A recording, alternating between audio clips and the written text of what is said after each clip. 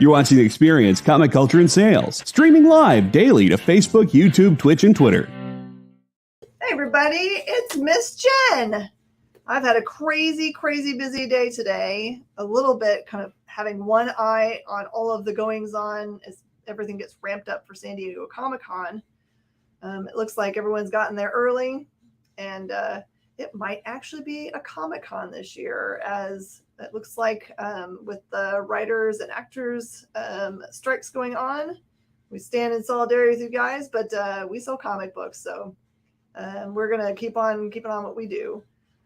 So it's gonna be an interesting mix out there. So if you guys have ever wanted to go during a year when it was gonna be way more comic book news focused, I would say turn on all your notifications on The Experience.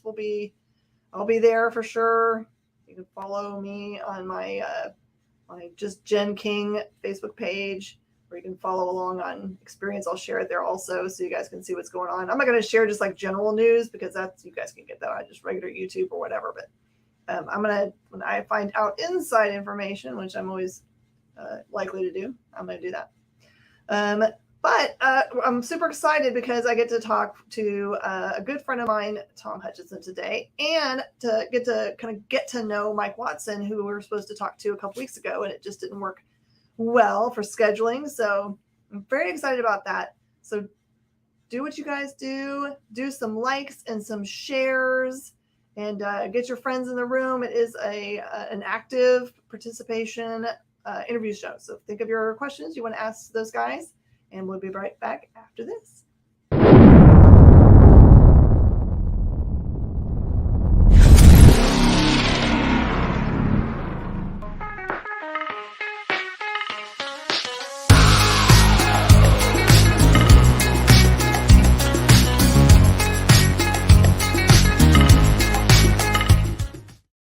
Everybody, hello. You're watching us on The Experience. I'm Miss Jen, and this is the show Talkin Shop, where we like to get you all the information you need about projects that are coming out soon, so you can plan out how to get them and don't miss out on the cool stuff.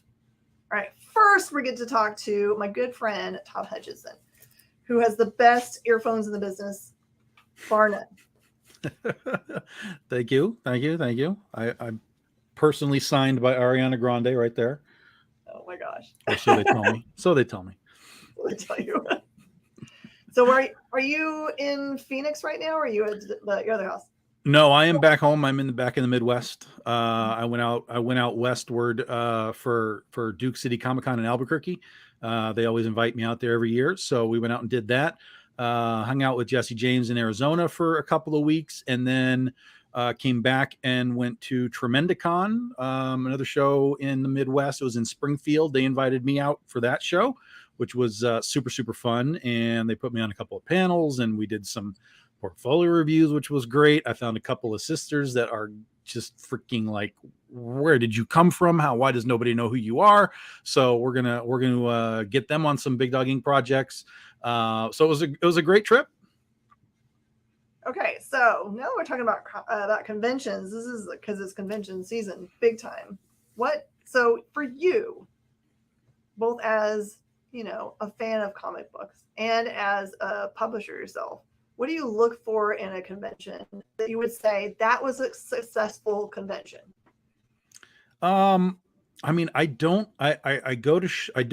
some shows sort of from a fan side of things. There's a few of them that I do each year.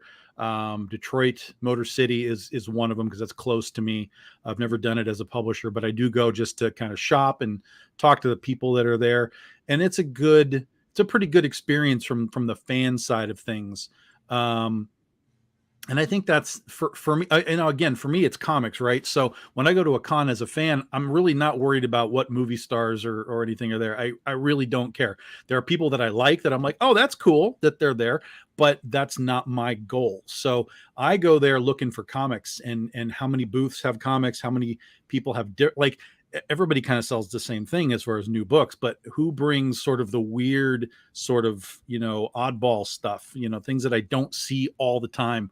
So I like finding that kind of thing at the con, versus just like, oh, there's some more Superman and there's some more Wonder Woman. Like, I like the weird stuff. I like the obscure stuff.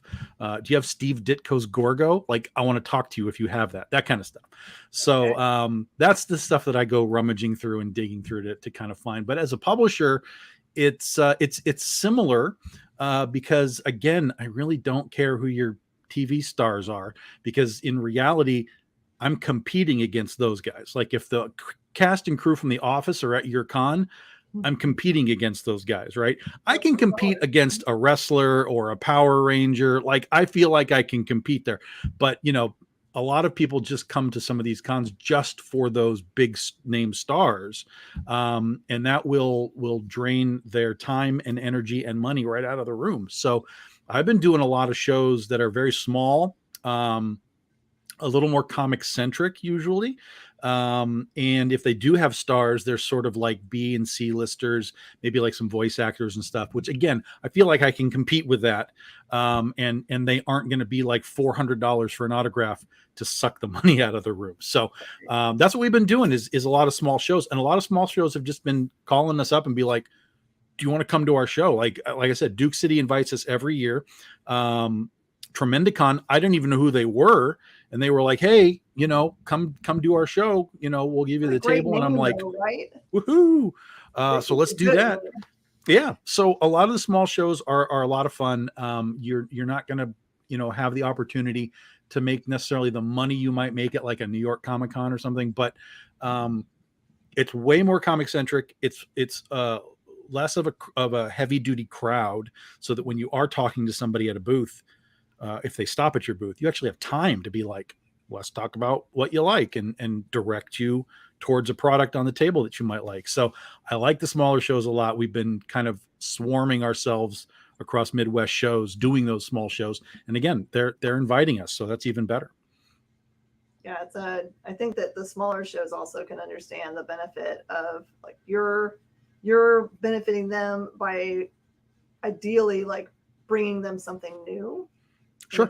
For their crowd, and for you, it's helpful because then you get exposure to maybe a different set of people hunting for things that have never 100%. before. 100%. Yep.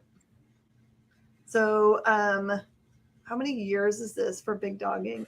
13 years this year. Yeah. 13. Well, hence the name of the. That's awesome. So, 13 years is a very impressive amount of time to be around. That puts you at 2009. That's crazy. Yeah. It's wild to think, what the industry was in when we first launched. Even back like in 2010, there was no Kickstarter, barely existed. Facebook barely existed. Like, it was completely different world when we started. And now, this didn't happen, really back in 2010. So, and now it's every day we're doing this. So yeah, it's a completely different world for all sorts of marketing, not just for comics, but for anything that you do.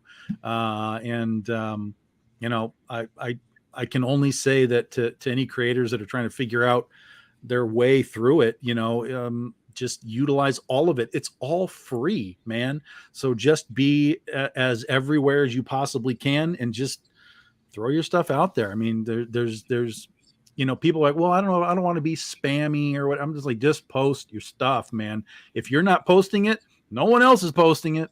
So use what's at your fingertips, and try and carve out a little niche for yourself. And I know that you are one of those people I always like to say is the very best example of how to keep engaged with your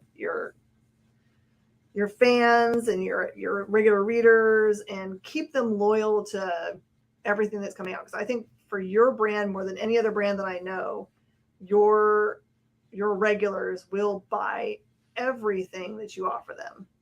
Pretty much, yeah. I mean, there's definitely, we do so much different stuff that there's definitely some higher sales than others. If people like Penny for Your Soul, it's a little more mature. They might not like Critter, which is more for all ages. So there is a little bit of gap, but for the most part, there's enough sort of Venn diagram overlap that our core people will come out for everything that we do.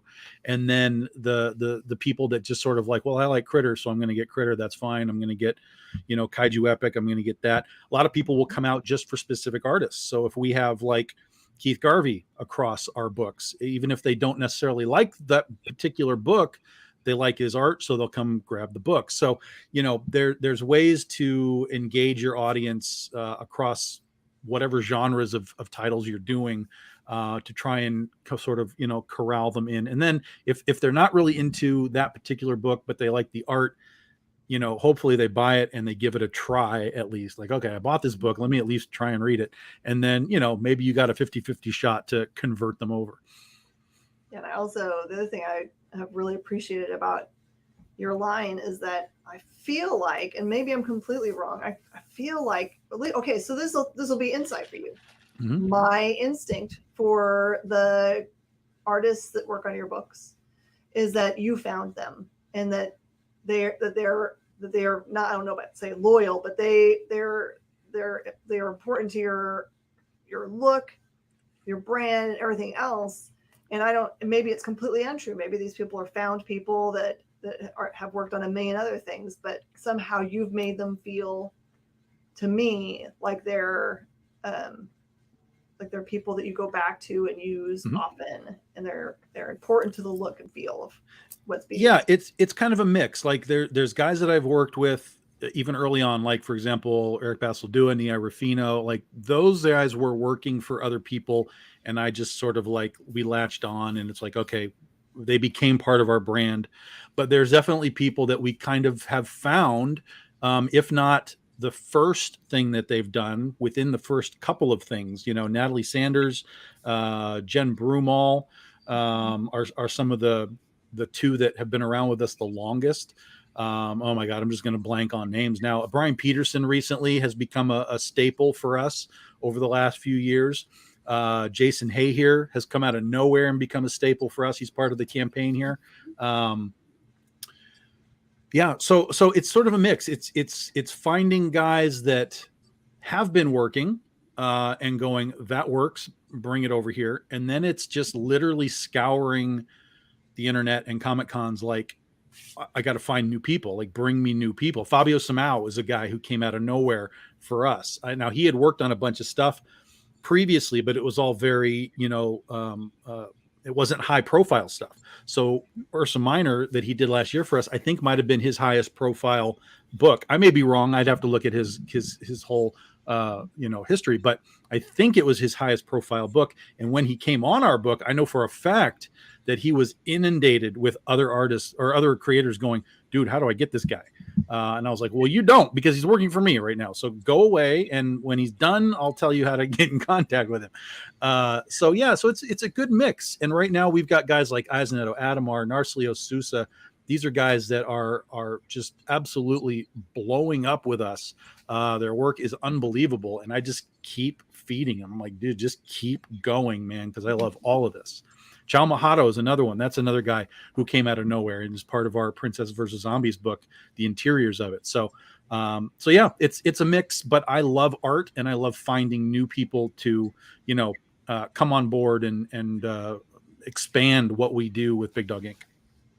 Yeah, I think that there are lots and lots of talented people out there and many of them, because our artists are just like, because of personality, are a little more introverted. So, mm-hmm. So have you, like you were talking about being on the internet and finding people, and I'm assuming you look at like if people walk around with their portfolios at shows. Are there any other like really weird ways you found really great artists? No, I mean, it's all pretty much like that. I mean, they're either pitching themselves at cons with their portfolio, or I'm watching online and just like, okay, I like that. Let me go talk. That's how I found Fabio. I mean, he was just in an art group and he came across my feed randomly because he posted something in an art group that I was following, and I was like, oh my God. Messaged him on the spot. I messaged him. I was like, do you do interiors? Please say yes. And he was like, yeah, I do it. And I was like, you're hired. Let's go. This is what I need. This is happening right now. I didn't have an artist for Ursa Minor. We were like 6 months out from the campaign start, and I had nobody. Oh, And I was no. like, it's time right now. Let's go. And he was like, well, let's go. So yeah, it's, you know, it's not really the sisters that I found. I didn't find them. Their dad found me. So they were at Tremendicon. They were exhibiting. I didn't know who they were. Nobody knows who they are. They're still just, they're like 20-year-old girls who are just drawing and doing their own book. So he came over as we were packing up Sunday. He was like, oh, I wanted to come over and talk to you. We didn't have time. Blah, blah, blah. And I'm like, yeah, just tell me what's going on. He's like, well, my daughters, and they do this and the thing. And he showed me like one of the issues. And I was like, this is like good. Like how they're 20. How long have they been doing this? Oh, they've been working for a while. I'm like, okay, let's go talk to them. So I went over and talked to them. They each had like their own sketchbooks. And I'm flipping through them like, what is happening right now? This is amazing work. And so that was one of the more unique, sort of finds.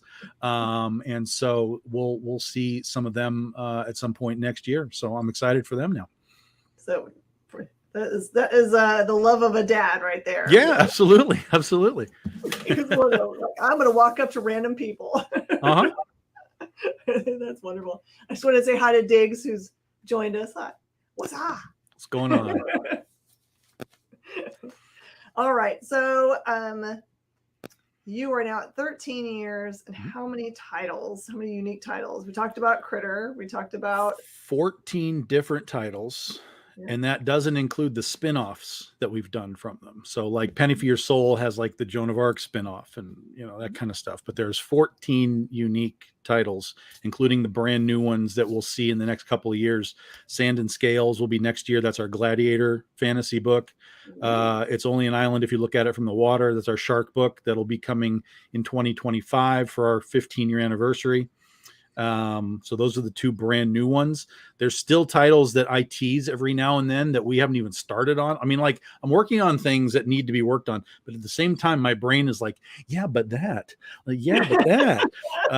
and so I have a great logo guy. His name's Ed Lavallee. And so every now and then I'll get to a point with my brain where it's like, go talk about that. And I'll be like, Ed, I need a logo. Like, I don't even have a book, but I need a logo.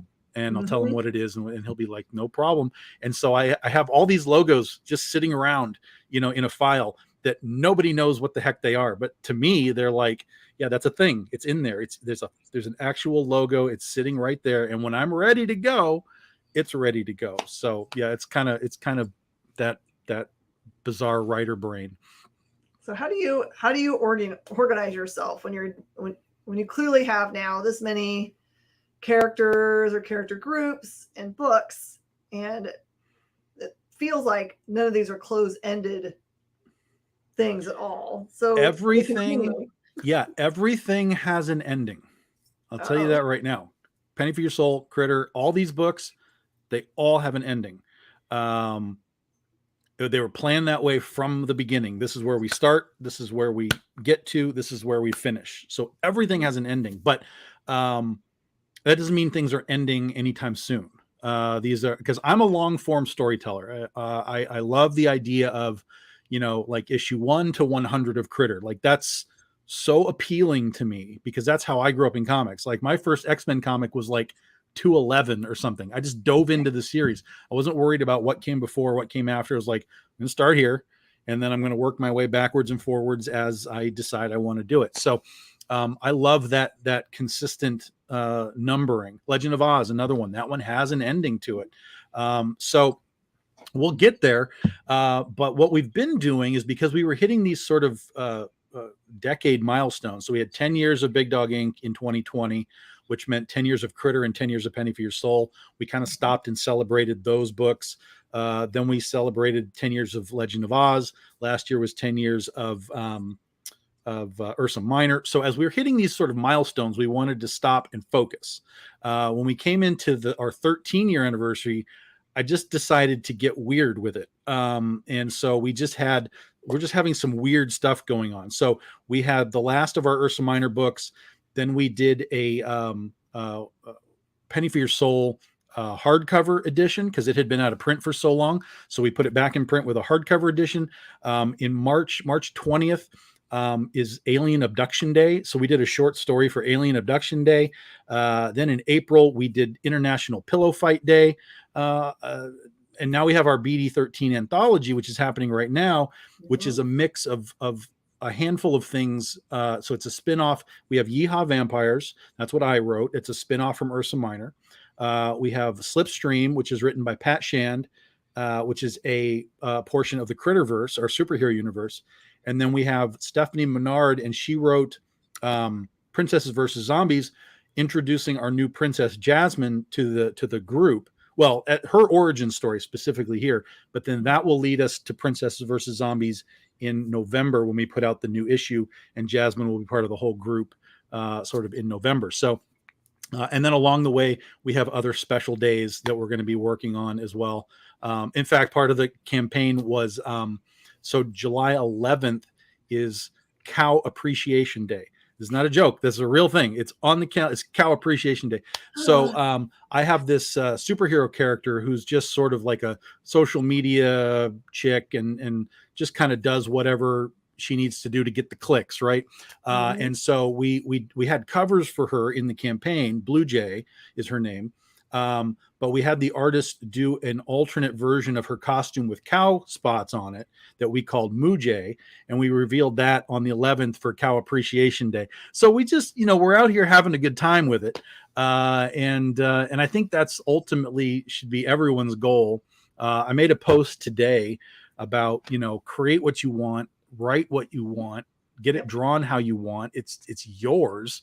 Stop chasing trends and trying to appease crowds and whatever. Just create what you want to create and do what you want with it and have fun with it. Because if you're not doing those things, you're doing it wrong. So, this whole BD13 anthology, it's a play on the whole like PG-13.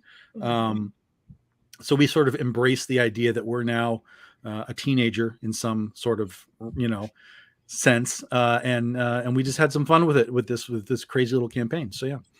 Well, I'm guessing if you have Pat Shand writing a story that it's not PG-13. Pat is able to write whatever he needs to write. So Slipstream is part of our superhero universe. He wrote a Slipstream one shot about 10 years ago. So when I approached him, I was like, hey, do you want to do a thing? And he was like, yeah, what's the thing? And I'm like, this is it. You can do whatever you want, pick whatever character you want to pick. And he was like, well, can I do more Slipstream? I was like, dude, yeah, of course you can. That's beautiful. And so that's what he did. So he just wrote a fun superhero story, which is what we do with Critter and the Critterverse. And Jason Hay here is the artist, and it looks fantastic. I love it. And I couldn't be happier. So yeah. Yeah, Pat is such a talented guy. Absolutely. He's a lot of fun. He's never a boring fellow. Yep. I think I met Pat. This is no lie. I didn't know him at all. And he had posted on social media about, I think his car got stolen or some craziness. And I just, without knowing him at all, just sent him a DM and said, hey man, if you need money, I'll send you some money to like help you get, I knew he was a creator of it. And then like, something worked out for him that he didn't need it, but he sent me a bunch of I can't remember the name of the book, but it had something about trash and vampires in it. But it was really cute. But I don't know why I can't remember the name. But yeah, then I was a fan forever. It was just weird how fate brings you. I'm like, in this case, we were just talking about social media. Like social media is so important for connection. That like gone are the days of when I put out my first book in the 90s, when the only way people knew that you were doing a book is either showed up at a convention and had a booth, your best booth that you could put together, and try to get everybody's eye that walked by, every single person, please come over and buy this $5 book. Yep. That I made at Kinko's with my own hand. Or you had to get into Diamond. It was yes. That was it. Yeah, that's true. 100% true. Yeah. I mean, even when we were pitching Big Dog Inc. initially, when we started, it was funny because we were in Diamond and we were going into comic book stores saying like, hey, we're Big Dog Inc., whatever. And immediately we got cut off almost every time. Like, look, if you're not in Diamond, we don't care. And I'm like, we're in Diamond. slow down, man. Like, let's, I don't know where this is coming from, but I mean, yeah, I guess these guys get inundated with like, I'm a comic book guy and take my, like, yeah, we're in Diamond, dude. Just slow down. Let's take this easy. So yeah, and I don't know how that necessarily translates today, because there's so many people using Kickstarter and crowdfunding and stuff. Like, if I were to walk into a comic book store and be like, we make comics, but we're not in Diamond. Like, do you want to see them? Because they're pretty good. I don't know what the result would be anymore. I mean, I do know that there's stores that do, they're happy to support their locals and stuff like that. Like, that's a real thing. I don't know if I would, I don't know if anyone would care. So it'll be interesting, because we're going to be back in stores next year with Antarctic Press. They're going to be republishing the Critter series just as a monthly series starting in January. So that'll be super, super fun. And we'll be launching Critter new issues on Kickstarter at the same time. So that'll be a great ability to sort of, dual market both sides of what we're doing. Perfect. JD is watching with us and has made a funny comment. Gone are the days of blackmailing certain publishers with photos of them at a furry party. Furries are normal now. Actually happened. That has to be like an actual thing, because furries are normal now. That's not even weird anymore. No one even would even blink their eyes about such things. There was a furry at Tremendicon. If there's a furry at Tremendicon, that stuff's just normal now. Yeah, it's true. It's like each their own, man. I dress up. I do crossplay. So what am I going to say? Yeah. Right? Yep. All right. So tell us about the specific Kickstarter. What are the cool things that you want to point out about the tiers, maybe? So it's broken up basically into two tiers in the basics. So you have we always have your basic book, just like your logo edition. This is your standard reader copy. It's the one that we print, usually like 500 copies of them. So it's still limited, but it's not like super limited. So we have that, your basic book. You'll see it it's got the group of the girls on it with the logo and everything. And then there are three variant covers from that are each one for each of the books. So there's a Yeehaw Vampires cover, there's a Slipstream cover, and there's a Princesses versus Zombies cover. And those have their own individual logos, as well as the BD13 logo. So that's sort of your basic variants. And then, like I said, it's PG-13, so it's BD13. So we kind of embrace the idea of the fan service cover. So the next set of tiers is basically that. So there's a Narsilio Sousa, Critter and Blue Jay, the two of them together cover. There is a now ultimately sold out Keith Garvey cover with 7 of the girls all on the same cover. It sold out in 48 hours. It's gone. So it was just an offer that was like limited to No, it was just up there, just like all the other covers, and people just swarmed right to it. You can still get it as a holofoil because those are just printed to order. So we'll print as many as we need to do. So that is still available there. Or there is what we call the all-in pack, where you get all 9 of the covers, and it's still, because we had some segment of the print run allotted for those. So you can still get it in the all-in pack. But as far as just a normal pledge or add-on, gone, unless somebody drops out, which does happen. But it was kind of crazy that we sold out of it in 48 hours. Then we have the Blue Jay covers that Brian Peterson did. So Blue Jay is our social media superhero. She's got a cover in her costume. She's got a risque costume that she does, like, we know the social media and the OnlyFans girls and stuff. So we have that combo. And then, of course, there's the Moojay version of it that's available separately. There's holofoils and metals that are available if you like the really high-end stuff. All of those are printed to order. So, like, if we get orders for 12, we're making 12.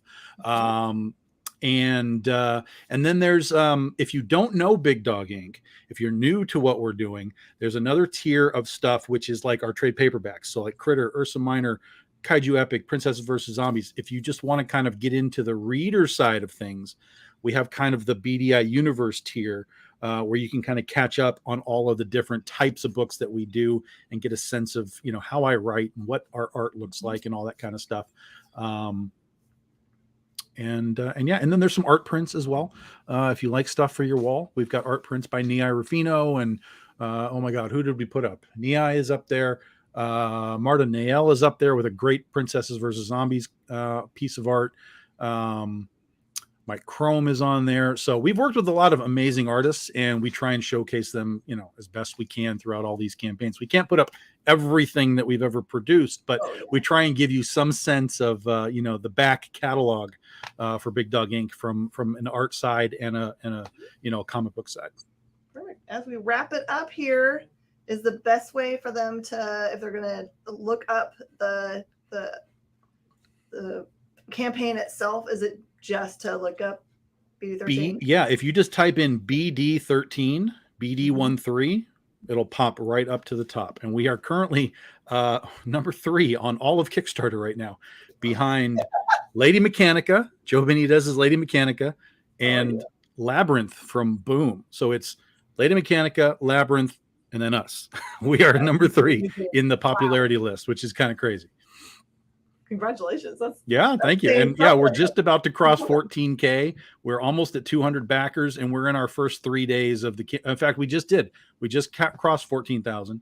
$14,000, 192 backers. We are in our first 3 days of the campaign. So this has been wildly crazy for me. I did not expect this sort of a result. So thank everybody for jumping in early and often. But we're just getting started. There is going to be a new specialty add-on dropped into the campaign on Friday. It will only be there for Friday, Saturday, and Sunday. That's it. And that's the only tease that you get. You can figure out what we might be doing from there. We've got a little extra time because our other guest hasn't popped on yet. So let me fill some time. Let's do some. Okay.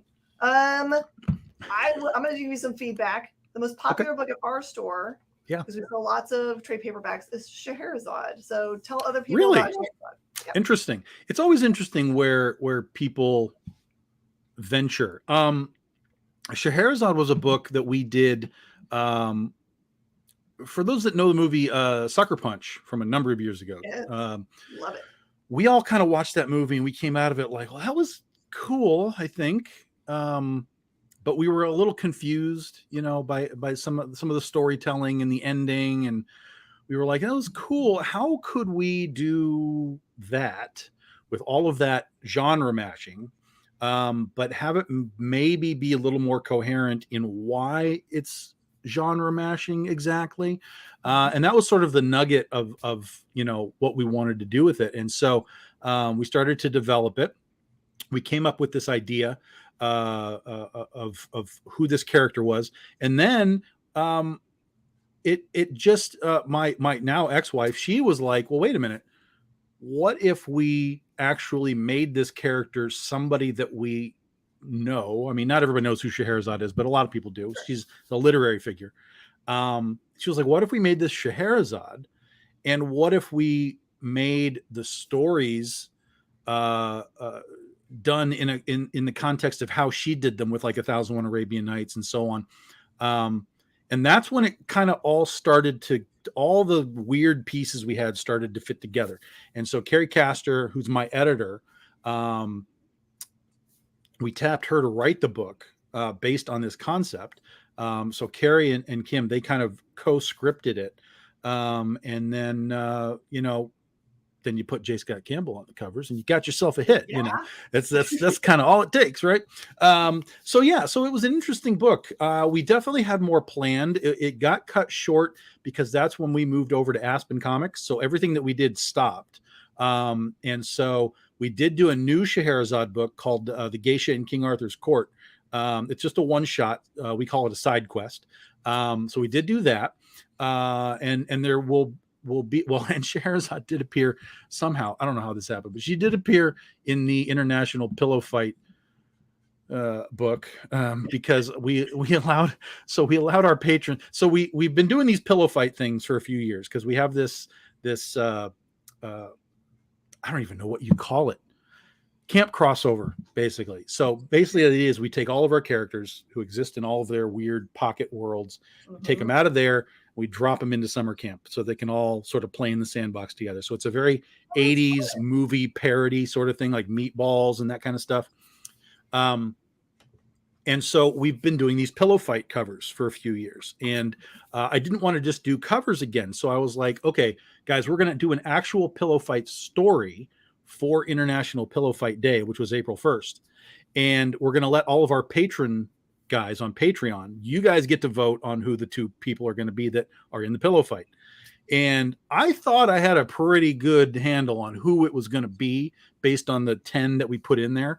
Yes. I was completely wrong when we ended up with Danica from Penny for Your Soul versus Scheherazade. I was like, what? How did this even happen? This is the weirdest thing I've ever seen. So it happened, and she was part of that ridiculous book. But we'll be doing more Scheherazade at some point. Again, it's all like it's all just timing, right? Like I said, we had all of our 10-year anniversaries and so on. It's just timing. Mm-hmm. It's like, when does this make sense to kind of come back and tell this story when we have all these other things that we're kind of doing at the same time too? But yeah, it's interesting that's your best, particularly since it's one of the books that has the least content. Yeah. It's not like there's 4 volumes of it that they can be like really diving into. So it's cool that they like it. I mean, obviously it's Mike Chrome art on the inside, Nia Rufino colors. So it's a beautiful, gorgeous book without question. And J. Scott Campbell never hurts anything. So yeah, that's interesting. All right. Looks like we've got our guest here. We can totally do this now. I want to encourage everybody, definitely back BD13. You will not be sad or sorry. If you've never tried anything Big Dog Ink, you absolutely should. I'm one of those dummies that for a long time was like, oh, those pretty covers, there can't be any good content inside, because I'm dumb. And then Tom came and visited the store and handed me a bunch of stuff and said, here, put this on your rack. And then I was like, I'm a dummy. See, so I will admit that I'm wrong. Well, I appreciate the support. It's great when comic book stores understand what you do, and you're one of the best with indies. Your indie setup blows me away. So yeah, definitely go. If you haven't been to her shop, go check it out if you're an indie person, because she's got all that stuff for you. Thank you. All right, everybody, stick around. We're going to talk to Mike Watson right after this break. Thank you so much, Tom. Bye-bye. You know how when you go to Comic-Con, after Comic-Con, you go to the hotel bar, and there's a whole bunch of people playing music and dancing, and you've got Pikachu and Lara Croft Tomb Raider doing the cha-cha slide just down from Deadpool and Batman and Wonder Woman? That's every Saturday night over on the Experience Twitch channel. Join Taji Beats for the EXP Dance Party, exclusively on Twitch, twitch.tv/the_EXP.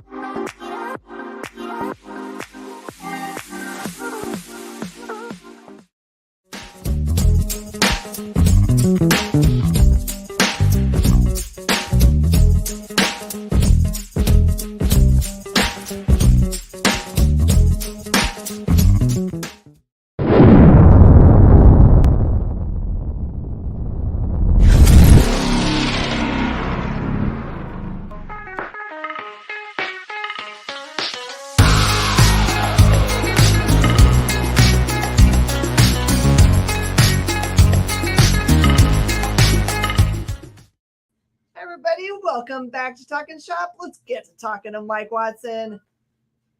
Hey, what's up? How you doing? I'm so excited to see you. I was super psyched for the other day when you were going to come on, and I was sad that we missed each other. So I was super excited. I apologize. That was all my fault. I'm reckless. I'm irresponsible. So I'm very sorry about that. No, I was looking at all the stuff that you do, and I was like, it's a wonder that you ever can like find time for anything, because you've got your hands on all kinds of creative pies. I'm trying to. So sorry, that's probably my Wi-Fi. I apologize for that. Oh, no, you're okay. All right, so you just finished up an epic fundraising for a cool card game, Epic 21. Tell people about that. Yes. Yeah, we just wrapped up successfully Epic 21 campaign. It is a battle card game inspired by Blackjack. It has superpowers. It's just featuring the characters of Freestyle Comics. We've offered expansion decks that would allow other indie studios to get their own deck that would mix and mingle with the FSK deck as a starter deck or whatnot. But it plays at its heart and soul like Blackjack, but you get to throw fireballs and punch through walls and things like that. And I can thank the entire indie community and several indie publishers for getting us across the finish line. All right, so This is not the normal progression for people that do comic books to go and make a game. So I'm guessing that you like card games, or somebody close to this project is like really into something, Magic or Pokemon. Tell me the way this was born. Well, this actually came from a friendly competition with my brother. I got tired of him kicking my ass at comic book conventions. So obviously I am a comic book guy. When I go to conventions, I'm selling my comic books, and I do prints. I did mainstream prints as a way to draw attention to my table and get people over. And then I would say, "Trap is sprung. I make comic books," to lure them in. And I go to a lot of shows with my brothers. One of my brothers, being Ren McKenzie, he is a very amazing print artist. He does comic books, but I would say his forte is print art. I call him the fine artist of printers. He does colored pencils, paintings, watercolor, and he does a lot of mixed media with his prints, and they're gorgeous. They stand out. They're incredible. So if we're at a comic book convention and we happen to be across from each other or next to each other, he always kind of gets that eye. He gets more eyes his way because of the prints. Now, yeah, I can admit that he is a better print artist than I am. So he gets more eyes that way, and I'm sitting here like, man, how can I get more damn eyes on my table? Because if I don't know if you ever heard of table fatigue, but once you buy something at one table, you won't buy anything from the next table because you just spent money. So there was a lot of that happening. And it went back and forth between us, but he was winning. And then he came up with these damn cards, these cute little chibi cards of characters, and the kids were going crazy for it at his table. And I was like, this dude. And so I'm like, what can I do? I don't want to copy his style, all right? But I've got to think of something. All right, kids like trading cards. What can I do with trading cards? I can make them collectible. I can draw Marvel heroes. I can put our characters on there. Yeah. But what I love blackjack. Blackjack is a very simple game. So then, what's up, JD? So I just started messing around with blackjack and our characters and different powers and things that we can do and how to make it. And I made a deck of cards and I spread them out on the table next to the comic books. And then the kids started coming out like, what are these? I'm like, oh, that's a card game that I made. And they were like, I was like, do you want to play? I'm like, if you play and you win, I'll give you a free card. And that's how I would get the kids over to my table. And now my brother was looking at me like, all right. And so we just have this constant rivalry between each other that pushes each other to like, I'll do the other one. And, either way it goes, we both win because we're pushing each other. So to me, it kind of sounds like maybe there should be some kind of collaboration soon. Oh, yeah. We've done some collabos before. Like I said, we go to a lot of shows. We actually are going to a show again this weekend, Urban NerdCon, down in Atlanta. That one looks really cool. Yeah, having a lot of fun with that one. I got to be the art director for that show and do all the art and graphics for it. All right, so what brought you to the world of comic creating? Marvel Comics telling me no. When I was younger, towards my college years, I was trying to draw comic books for Marvel and DC, just like any other comic fan, and went through several critiques and reviews for them. Got a lot of feedback, but I always try to improve upon those things that they were saying. And then one time, I got to what I called my final meeting, and they didn't say anything. They just pulled me into the back room and was like, yeah, I remember you. Looks like you've been paying attention to everything that we've been telling you. You're a good storyteller. Your anatomy's real strong. You're really good at these dynamic panels. But sadly, your style is very urban, and it's not a style that we're looking for in Marvel. I wish I would have. Those fools! I would have stayed coherent enough to kind of like push on and ask about that. But my world was kind of shattered in that moment. And I just wanted to get out of there and get back home. I was in Chicago. So I was desperately ready to get back to Columbus. And my mom has this rule that states that you can only be in your feelings about something for one day for 24 hours. But then I'm going to come in your room and you got to get up and figure something else out. So I had my time. I got up and I decided that since my style was so urban, I was just going to make my own comic books and make Marvel come to me. And I've been making since like 2003, 2004. been making my own comics professionally, pushing the brand, trying to expand FSK as much as I can, and I've done some freelance work for Marvel and Upper Deck. Yeah, you're a perfect example of, you most creative people get told no so many times that it can get really in your head. Yeah, and it's okay that people say no. It's good that they push us. yes, So yes. in this case, it pushed you to better. I think this is better. I absolutely agree. I have a lot of fun working on the content that we do and working with other creatives and telling our stories and going out to the conventions. And, I love being at the convention scene, pitching, selling, talking to people, talking to them about the characters and stuff like that. So, yeah, I definitely think it was a better path for me. So talk a little bit about the comics themselves. What are their genres? What is your aim? Are they long form? A lot of the stories at FSK right now, we're rocking about 35 different individual comic books. We have 12 series going on right now, and the vast majority of them are all long form, ongoing comics that we're developing right now. We, of course, have superhero, we have some sci-fi, we have comedy, um, we have a little bit of political there. We have an anthology book.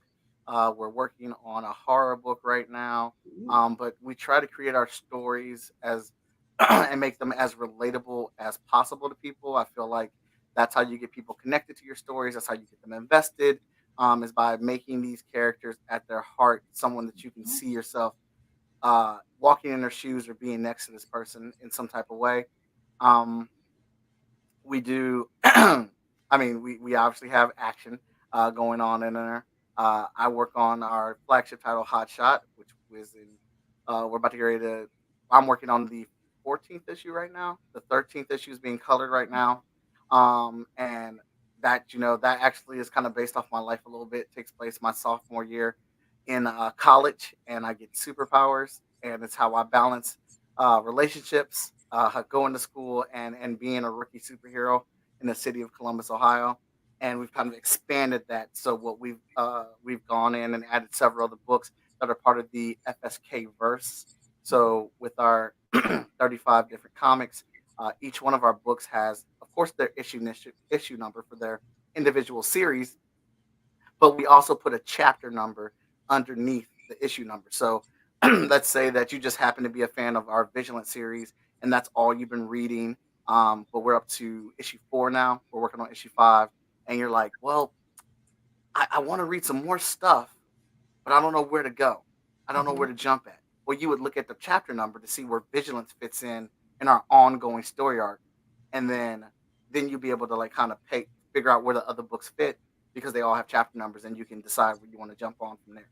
That's really smart, especially when you have a bunch of shared universe stuff because it can be daunting for people, right? I hear that a lot for the big two, even they're like, I can't jump in anywhere because it looks like you have to like have everything and I can't. It's like makes me freak out because it's too much. It is, and I desperately want to get back into buying Marvel comics. The X-Men have been really, really good, but I just don't know where to start at. I went last week and I got some DC books. Luckily, they just started their thing, Dawn of DC, so they've got a nice little track list for us to start off at. So I've been reading some Superman stuff. Superman Lost has been incredible. Teen Titans #1. That actually really caught me off guard for how good it is because I'm not that big of a Teen Titans fan, but wanted to try to read some more stuff from. I'm digging the promotions and the type of stories that are coming from DC. I'm normally a Marvel head. Yeah, they've been doing a really good job of like I just as a retailer, we also say no sometimes. Like it's not just like them saying no to us. When they first started talking about their new universe, I don't know if you can remember that when they were like talking about relaunching everything with younger people, and we were like, no, we won't buy it, so don't do that. And they listened to us. They went back and they're like, okay, we'll introduce those characters in the main books so people can fall in love with them and understand how they fit into the bigger universe.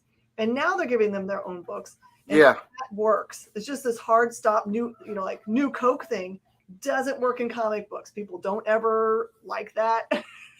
They tend not to. No. Okay, Okay, so I also understand you have a new project that's getting ready to start, an art book. With Yes. like amazing stuff. I went and looked at his art and I was like, oh my gosh. Wow. Yes, Ryan Robinson. He's an award-winning artist. He's a buddy of mine. I used to go to college with him, and we life takes you in different directions, so we kind of went separate ways, and we got back in touch with each other within the last couple of years or whatnot. And I saw that he was doing art. He was posting art every once in a while, like for he'll see a holiday, he'll put up some artwork or some something for a movie, just casually. And I I started talking to him. I was like, so when you gonna go to a convention? Your art's going to sell as prints. And he was like, I don't know, man. I don't know if that's something I could do. I was like, that's absolutely something you can do. And we got him into his first convention. He did fantastic. He linked up with my sis, Moana McAdams. They started doing a children's book. That first children's book that they did won an award. Now they're on the 3rd volume of that children's book. He's knee deep into it. And we started looking at his art, and I was like, yeah, man, it's time for you to have an art book. Yeah. It's time for you to collect all this stuff. You have so much variety in it. And so he does fan art. He does portraits and things like that too. His portraits are phenomenal. But his fan art is very different from the fan art that I've seen out there. It's robust with color.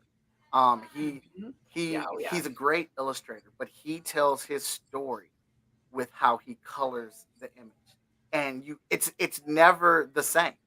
No. It's never the same. And so we are collecting that, and you can actually go to fskgo.com, hit the follow me page. We're going to launch that next month, right after we deliver all the Kickstarters for Epic 21. But we got hard covers, we got soft covers, we got the little bookmark that comes in the book for collector editions and stuff like that. So he's very excited about it. But the Art of Ryan Robinson Volume 1, that is going to be a fantastic book that we're releasing. It's our I would say it's our first official art book. I did kind of an art book with my Chat and Draw show, but this is actually, we're going 8.5 by 11. We're going like hardcover and things like that. So this is our first official art book. And then I think when I was doing research from last time, when I was interested in talking with you, you have a connection to toys. Is it a YouTube channel that you do talking about them? I'm super intrigued. Tell me more about this. Well, yeah, I started a YouTube channel just doing my show called Chat and Draw, where I interview other creatives while I draw their character. I know most times we do that for a Kickstarter promotional, but we're on episode 254 coming up this week. Wow. And then I got with a few people. One of my associates, Tessa, she is big into directing and managing streams and things like that. And we got to talking, and she pitched the idea of starting a network channel with other creatives that are doing things similar to us, what we were trying to do. And we have, I want to say 7 shows on there, 1 day a week for each show. One day is two different shows. And they're all geek related shows, but they're in different topics. One of the shows that I do that you're talking about is called What the Fig. Me and my buddy Tony Clapper, we talk about toys. We talk about our adventures in toy collecting, what we like in the toy industry, what we don't like. We have what we've called the All Might scale. If a toy is worthy, it is full 5 All Mights. But we are big toy collectors, as you can see from the back of my setup here, and we just love talking about toys. The articulation, the sculpts, the setups we do, and we try to make our show different from other toy shows by talking about our experiences, and we're very opinionated about what we don't like in the toy industry and what we think will help the toy industry and things like that. And we do that Tuesday nights at 8 p.m. And it's a fun time. I try to do the things I love as the thing that I do all the time. JD. And I love Tremors. Tremors is a cult classic. He definitely has an arsenal back there. All right, okay. So if we're going to talk about toys for a second, your favorite toy of all time. We'll just call for playability and desirability. Oh my God, there's so many. I know it's hard, right? Yeah, it is hard. I'll give you 3 quick answers. Okay. My favorite toy all time for nostalgic reason is the classic 80s Voltron die-cast metal toy. Ooh, gosh, yes. I love that. I was at the store. My mom got it for me. It was a birthday present. She hid it in the closet. She thought I didn't know. I played with it every single day she was at work and put it back in the box, and until it was my birthday, and she just found out today.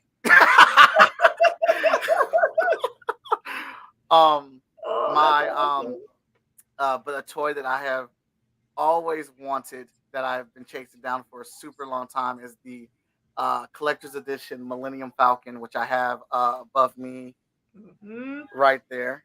Oh, that's a huge beast. Yeah, it was it's very close to me, but I think the best toy line that has ever been done is the G.I. Joe toy line. Someone said that JD said. Yeah, absolutely. Bases, vehicles, weapons, figures with points of articulation, posing. It's got it all. It is the only other toy line that rivals G.I. Joe is Barbie. That's the only other toy line. Yeah. For all the extra game recognizes game. That's right. Yeah. No lie, my brother used to get like the play sets or the vehicles and stuff every Christmas, and he didn't like putting things together, and he was like 4.5 years younger than me. So I took great joy putting together his like big airplanes and and stuff. Yeah. And then, I really wanted his toys. I just didn't know how to tell my parents. So my Barbies fought his G.I. Joe all the time. I dig it. I did that with my little sister. The X-Men would always come over to her Barbie house after a mission, and they would watch movies and eat at Barbie's house, and then we'd fly away in the Blackbird. It's the best nostalgia ever, I swear. All right, we're running out of time, but I do want to remind everybody, please go support the Kickstarter. Just go over to the website and click on the button that allows it to notify you when it goes live. Go and support all of the awesome books that are part of their universe. And I'm so glad I got to talk to you. This is awesome. Yes, I've been wanting to talk to you for a while, so I'm very happy to be able to get on the show and speak with you. Yeah, really, anytime you have something new coming out, let us know. I would definitely love to have you back on, because I feel like there's way more to unpack about this stuff. Absolutely. Thank you. All right, everybody. Thank you so much for being here for Talkin Shop. We'll be back next week. I'll be fresh out of my trip to San Diego Comic-Con, so I hope I have lots of that's going to be fun. Yeah, I tell you, I'm probably not going to bring you the boring news that everyone else is going to tell. I'll give you the inside, behind-the-scenes stuff for wherever I went, and whatever I saw. So, thank you so much, Mike. It was awesome meeting you. Oh, thank you for having me. I truly appreciate it, and thank you. Thanks, guys. See you guys. See you later. Join the party.